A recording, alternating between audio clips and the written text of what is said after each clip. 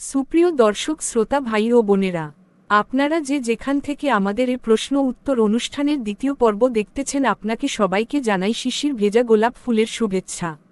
ভাইয়া, আপনার কাছে আমার দ্বিতীয় পর্বের প্রশ্ন এই যে, পুরুষ মানুষ কখন ভুল পথে ধাবিত হয় বা পা বাড়ায়? ধন্যবাদ আপনাকে অনেক সুন্দর প্রশ্ন করার জন্য। আসলে একজন পুরুষ মানুষ ভালো পথে থাকবে কিনা খারাপ পথে যাবে, সম্পূর্ণরূপ নির্ভর করে তার পরিবারের উপর। একজন পুরুষ মানুষ তার পরিবারের কাছ থেকে শুধু মানসিক শান্তিটুকুই চায়, এর চেয়ে বেশি কিছু চায় না। একজন পুরুষ মানুষ বিয়ের পর যখন সংসার জীবনে পা রাখে, সে অটোমেটিকভাবে তার নিজের শখ আহ্লাদ ভুলে গিয়ে পরিবারের মানুষের শখ আহ্লাদ ও সংসার সুন্দর করতে ব্যস্ত হয়ে পড়ে। সে নিজেকে ভুলে যায় যে সে নিজে একজন মানুষ।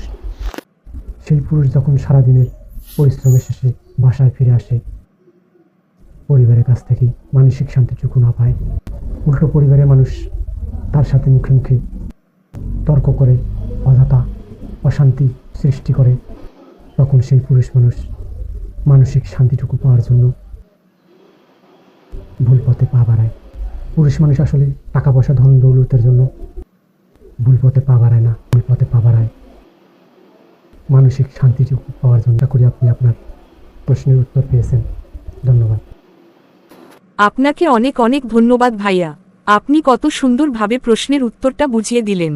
আসলে আমাদের মতো মেয়ে মানুষের কারণেই পুরুষ মানুষ ভুল পথে পা বাড়ায়, যা আমরা কখনোই কল্পনাই ও চিন্তা করি না। আমার প্রিয় দর্শক শ্রোতা ভাই ও বোনেরা, আপনাদের যদি কোনো প্রশ্ন থাকে অবশ্যই কমেন্ট বক্সে প্রশ্ন করে যাবেন। পরবর্তী ভিডিওতে আপনাদের প্রশ্নের উপর উত্তর দেওয়া হবে। ধন্যবাদ আপনাদের সবাইকে যারা এতক্ষণ আমাদের সাথে ছিলেন।